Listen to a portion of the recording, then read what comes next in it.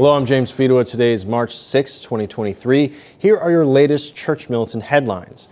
The United States is going to bat for a persecuted bishop.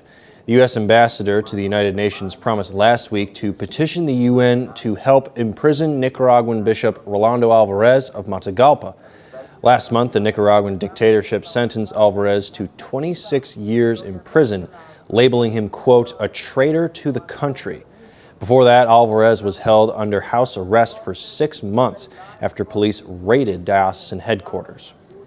In Detroit, a homopredator priest is going to prison.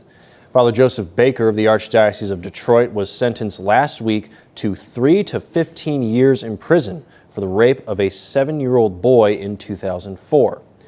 Judge Bridget Hathaway deviated from typical sentencing guidelines, which recommended a minimum of 25 years for such a crime, claiming the priest had done, quote, a great deal for the good of the community. In related news, a German diocese is releasing a major abuse report. Leaders of the Diocese of Mainz received a comprehensive 1,000-page abuse report on Friday, tracing sexual abuse of both children and adults since 1945. Commissioned in 2019, the investigation reportedly found well over 400 abuse victims, in contrast to a 2018 diocesan report listing fewer than 200 victims. The new report also found 273 priests accused of abuse against the 2018 report's 53.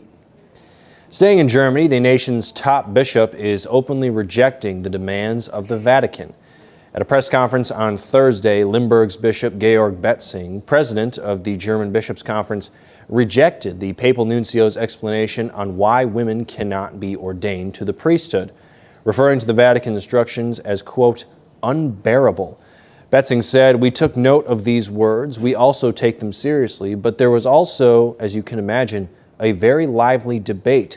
We respect what the nuncio says, but that doesn't negate the need to do something about it. In neighboring Switzerland, a group of faithful Catholics is calling out a heterodox bishop. The Maria 1.0 organization recently called out Bishop Joseph Bonemain of Chur for using a new mandatory code of conduct to, quote, introduce LGBTQ ideology into the church.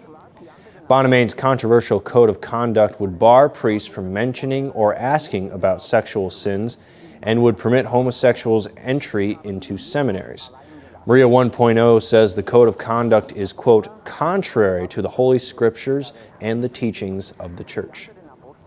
And in the UK, one brave conservative is faulting woke culture for Islamic terrorism. British Home Secretary Suella Braverman said last week that political correctness has resulted in a, quote, blind spot, allowing the rise of Islamic extremism to threaten British security. Braverman said, we have a blind spot in the system. There can be no place for political correctness in our national security. In fact, I'd like to banish it altogether. I'm James Fedowa. Those are your Church Militant headlines. Please watch The Vortex today, where Michael discusses the roast or grilling of Attorney General Merrick Garland. God bless you.